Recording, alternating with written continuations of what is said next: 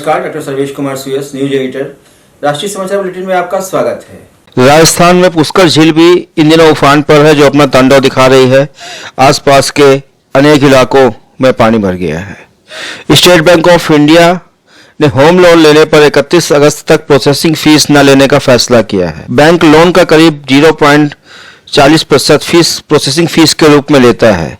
Monsoon धमाका offer के तहत स्टेट बैंक ऑफ इंडिया 31 अगस्त तक किसी भी लोन पर प्रोसेसिंग फीस नहीं लेगा। अब दूसरे बैंकों के एटीएम से पैसा निकालना आज से और महंगा हो गया। अब दूसरे बैंक के एटीएम से रकम निकासी पर 15 के बजाय 17 रुपए शुल्क देना होगा। महामारी के बीच 1 अगस्त से हुए टैक्स और बैंकिंग नियमों में बदलाव का सीधा असर आम आदमी की जेब पर पड़ेगा।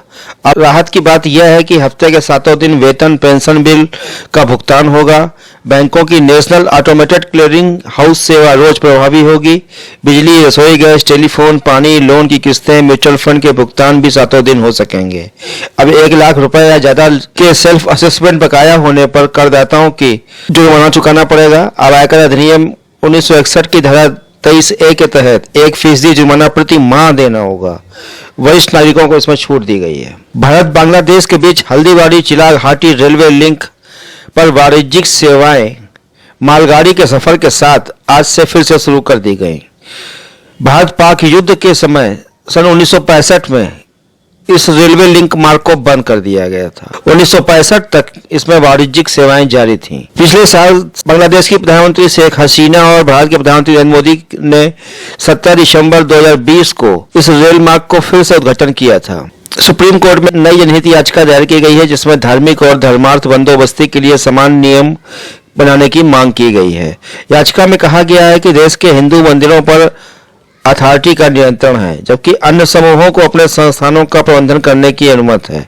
याचिका में हिंदुओं की तरह सिखों को भी अपने धार्मिक स्थलों के रखरखाव का हक मांगा गया है। ये 1 अगस्त यानी आज से भारत दुनिया की सबसे शक्तिशाली संस्था संयुक्त राष्ट्र सुरक्षा परिषद के अध्यक्ष की कमान संभाल लिया।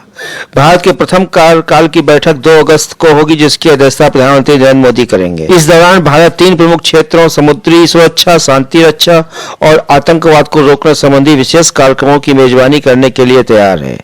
संयुक्त राष्ट्र में भारत के पूर्व स्थायी प्रतिनिधि सैयद अकबरुद्दीन ने कहा कि प्रधानमंत्री नरेंद्र मोदी भारत के पहले प्रधानमंत्री होंगे जो यूएनएससी की बैठक की अध्यक्षता करेंगे। यूएनएससी पर भारत का यह 8वां कार्यकाल है। उन्होंने कहा कि 75 वर्षों में पहली बार है जब हमारे राजनीतिक नेतृत्व ने यूएनएससी की किसी कार्यक्रम की अध्यक्षता करने में रुचि दिखाई है। भारत का 1 माह का कार्यकाल देखकर पाकिस्तान व चीन को अपनी पोल खुलने का डर सताने लगा है। दोनों को लग रहा है कि भारत अन्य देशों के सामने उनकी कहीं छवि न खराब कर दे। भारत में कोरोना के मामले में उतार चढ़ाव जारी है। आज कोरोना के मामले में मामूली बढ़ोतरी दर्ज की गई। बीते 24 घंटे में 41,000 से ज्यादा मामले सामने आए हैं। वहीं 541 लोगों की आज मौत हो गई।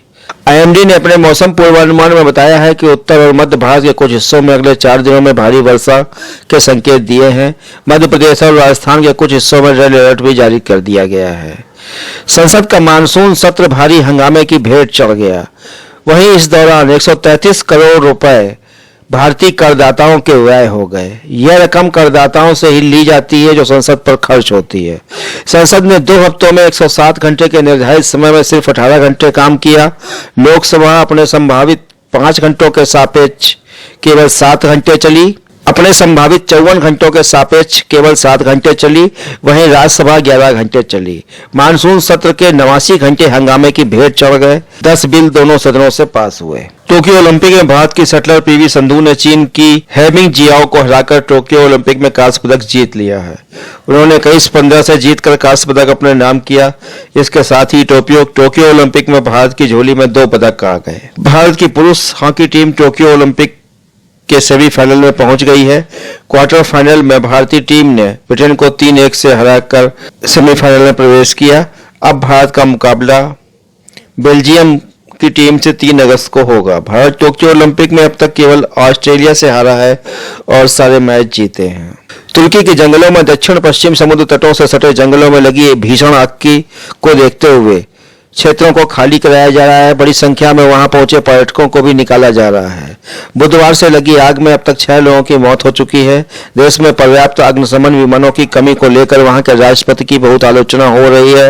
हालांकि आग बुझाने के अभियान में पड़ोसी देशों के अजरबैजान, ईरान, रूस और कई विमान आग बुझाने में बड़े पैमाने पर लगे हुए हैं। पाकिस्तान में राजनीतिक रूप से महत्वपूर्ण गिलगित बाल्टिस्तान को अंतरिम राज्य बनाने के लिए आज एक कानून को पास कर दिया। इस नए कानून में कहा गया है कि गिलगित बाल्टिस्तान के सुप्रीम अपीलेट कोर्ट और इसके चुनाव आयोग को निष्प्रभावी करके पाकिस्तान निर्वाचन आयोग में मिलाया जा सकता है। इस कानून का नाम 26वां संशोधन बिल रखा गया है। चीन पाकिस्तान को इकोनॉमिक कॉरिडोर के कारण पाक के लिए गिलगित बाल्टिस्तान का महत्व और बढ़ गया है। वहीं भारत पहले ही कह चुका है कि पीओके का इलाका व गिलगित बाल्टिस्तान पर भारत का एक क्षेत्र शासन है। केंद्रीय गृह मंत्री अमित शाह ने आज उत्तर प्रदेश पहुंचकर मिर्जापुर से यूपी चुनाव का शंखनाद कर दिया। 6 घंटे के मैराथन दौरे में वे पूर्वी यूपी की चुनाव बेल्ट की सभी सीटों पर नया जोश भर गए। विंध्यधर कॉरिडोर से ब्राह्मण मतदाताओं को लुभाने के लिए आज उन्होंने अनुप्रिया पटेल के साथ विंध्यधाम कॉरिडोर का शिलान्यास भी किया। यह मुख्यमंत्री योगी आदित्यनाथ का ड्रीम प्रोजेक्ट है। टोक्यो ओलंपिक में बॉक्सिंग में भारत को झटका लगा है। बॉक्सर सतीश कुमार ने हैवी वेट 91 किलोग्राम भार वर्ग में उज्बेकिस्तान के बखोदिर जलालोव से हार गए। जलालोव ने उन्हें 5-0 से शिकस्त दी। तीसरे दौर का मुकाबला जब शुरू हुआ तो सतीश के माथे के घाव के टाके खुल गए और वे खून से लथपथ हो गए, लेकिन उन्होंने मैदान नहीं छोड़ा। नए जम्मू कश्मीर में देशद्रोहियों व पत्थरबाजों के खिलाफ सरकार ने सख्त रुख अख्तियार किया है। ऐसे असामाजिक तत्वों को अब न सरकारी नौकरी मिलेगी और न पासपोर्ट मिलेगा। इस संबंध में सभी सीआईडी की इकाइयों को एसएसपी सीआईडी जम्मू कश्मीर ने आज आदेश जारी कर दिए। यह एक आदेश 31 जुलाई से प्रभावी माने जाएंगे। भारत ने आज संयुक्त राष्ट्र सुरक्षा परिषद की अध्यक्षता का पदभार संभाल लिया। भारत को जिम्मेदारी अगस्त महीने के लिए मिली है। भारत अभी संयुक्त राष्ट्र सुरक्षा का 2 साल के लिए स्थायी सदस्य है। संयुक्त राष्ट्र सुरक्षा परिषद में 5 स्थायी सदस्य हैं। अमेरिका, चीन, ब्रिटेन, रूस और फ्रांस। स्थायी सदस्यों को वीटो पावर मिला हुआ है। संयुक्त राष्ट्र सुरक्षा परिषद की अध्यक्षता हर महीने बदलती है और यह अंग्रेजी अल्फाबेटिकल ऑर्डर में होता है। इसी के तहत फ्रांस के बाद भारत की बारी आ गई है। भारत 1 जनवरी 2021 को सुरक्षा परिषद का स्थायी सदस्य बना है। इस वर्ष लाल किले की प्राचीर से हम आजादी का 74वां जश्न मना रहे होंगे। वहीं दूसरी ओर भारत विश्व गुरु के रूप में संयुक्त राष्ट्र संघ के मंच से के अध्यक्ष पद से विश्व को मानवता व संस्कृत के मूल्यों का संदेश दे रहा होगा। इसके साथ भारत को यह गद्दी उस समय मिली है जब संयुक्त राष्ट्र सुरक्षा परिषद की 5 अगस्त को जम्मू कश्मीर का विशेष दर्जा खत्म किए 2 साल भी पूरे हो जाएंगे। भारत के खाते में यूएनएससी की अध्यक्षता भी मिल जाने से भारत का विश्व गुरु बनने का सपना पूरा हो गया है।